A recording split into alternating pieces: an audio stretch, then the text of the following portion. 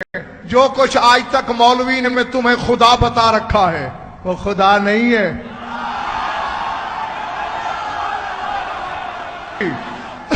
قرآن میں سورہ صافات میں اللہ نہیں کہہ رہا سبحان ربک رب العزت اما یصفون، جو کچھ زمانہ میری صفتیں بیان کر رہا ہے اللہ کہتا ہے میں اس سے بلند ہوں. اب مولوی کہتا ہے اللہ خالق ہے، اللہ کہتا ہے میں اس سے بلند ہوں. اعوذ باللہ من الشیطان الرجیم، بسم اللہ الرحمن الرحیم. اللہم انطقنی بالہدی والحقنی بالتقوی، رب صلی علی محمد وعلی محمد. بسم اللہ الرحمن الرحیم. سبحان ربک رب العزت عما یصفون.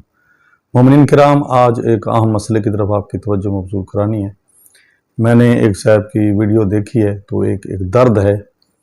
جیسے علامہ اقبال کا ایک شعر ہے کہ وہ اس قدر فقیہان حرم بے توفیق خود بدلتے نہیں قرآن کو بدل دیتے ہیں. تو اس نے سورہ صافات کی آیت نمبر 180 پڑھی، سبحان ربک رب العزت عما یصفون، اور سراسر غلط ترجمہ کیا، بالکل غلط ترجمہ کیا.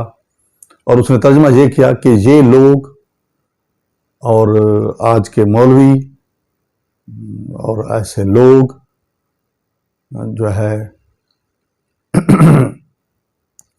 اس کا غلط ترجمہ کر رہے ہیں، میں ٹھیک ترجمہ کر رہا ہوں. اس نے کہا کہ پاک ہے تیرا رب ان صفات سے جس کی طرف لوگ جو ہے نا ان کی وہ صفات رب کی طرف منسوب کرتے ہیں، خدا ان سے پاک ہے. اور پھر اس نے کہا کہ وہ صفتیں کون سی ہیں؟ وہ خالق کی صفت ہے، اللہ خالق کی صفت سے پاک ہے، اس سے بلند ہے. اللہ رازق کی صفت سے پاک ہے، اس سے بلند ہے. یعنی ان صفات سے اللہ پاک ہے. اس نے یہ ترجمہ کیا ہے. اچھا، اب حقیقت کیا ہے؟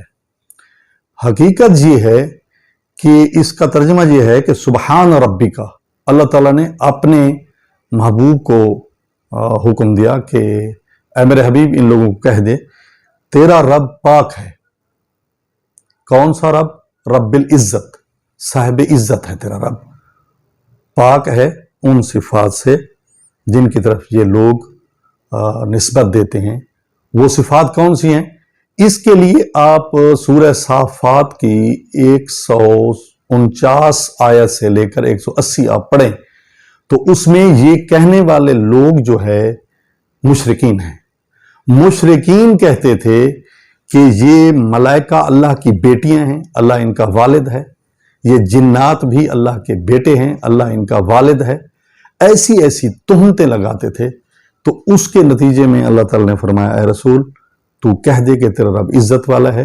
اور یہ جو غلط صفات منسوب کر رہے ہیں، مشرکانہ صفات منسوب کر رہے ہیں اللہ کی طرف، تیرا رب ان سے پاک ہے.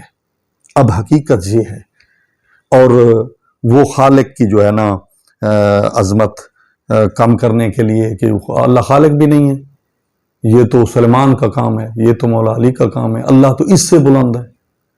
تو اب وہ میں نمونے کے طور پر آپ کو بتاتا ہوں.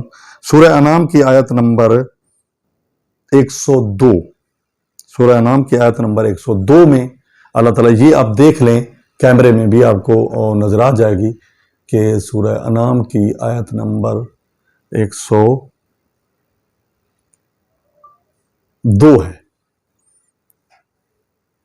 کہ ذالکم اللہ ربکم لا الہ الا اللہ لا الہ الا هو خالق کل شیء فاعبدوہ وہو علی کل شیء وکیل. کہ اسی طرح وہ تمہارا رب ہے، اس کے سوا کوئی عبادت کے لائق نہیں، وہ ہر چیز کا خالق ہے. وہ خالق کل شیء فاعبدوہ، پس اس کی عبادت کرو، وہو علی کل شیء وکیل، اور وہ ہر چیز کا کارساز ہے. پھر سورہ رات کی آیت نمبر 16 میں بھی یہی مضمون ہے.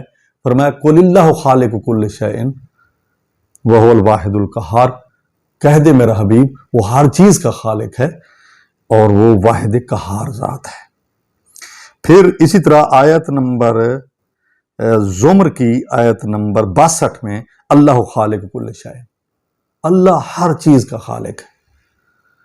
اور یہ نمونے کے طور پر میں نے عرض کیے ہیں.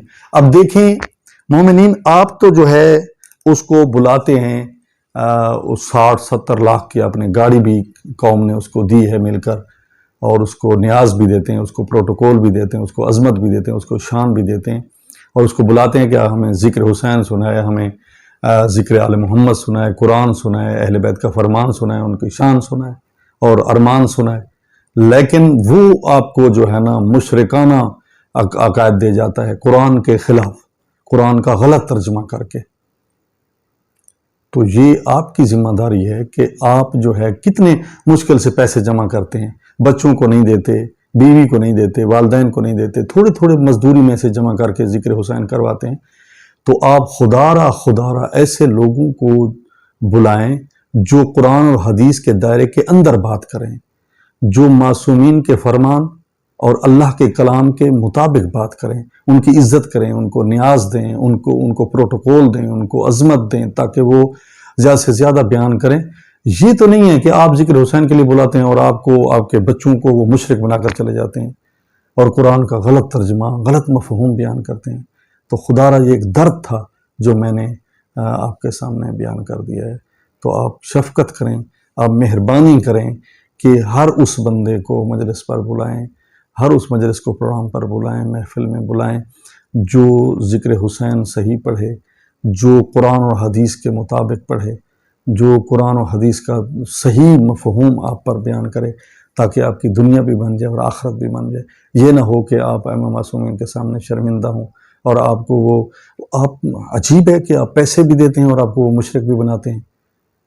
خدا را اگر آپ نہیں جانتے، آپ کو علم نہیں ہے، تو آپ، یہ نہیں ہے کہ میری بات پہ آپ ناراض ہو جائیں کہ یہ تو کوئی وہابی ہوگا، یہ ہوگا، نہیں۔ آپ کا فریضہ ہے کہ میری بات کو بھی قرآن پر ٹیلی کریں اور اس کی بات کو بھی قرآن پر ٹیلی کریں اور ائمہ کے فرمان پر ٹیلی کریں، جو بھی مطابقت رکھے اس کی بات مانیں اور دوسرے کی بات نہ مانیں۔ بس کسی کے ضد میں آپ کسی کو صحیح نہ کہیں اگرچہ وہ غلط ہے۔ تو آپ کی اتھارٹی، آپ کے سامنے جو اہمیت والی چیز ہے وہ ہے قرآن اور 14 کا فرمان۔ جس کی بات قرآن اور 14 کے فرمان کے مطابق ہے اس کو مانیں۔ تو دعا ہے کہ اللہ تعالی ہم سب کو قرآن اور اہل بیت کے فرمان کے مطابق چلنے کی اور اس پر عمل کرنے کی اور قرآن کا صحیح مفہوم بیان کرنے کی توفیق نصیب فرمائے۔ السلام علیکم۔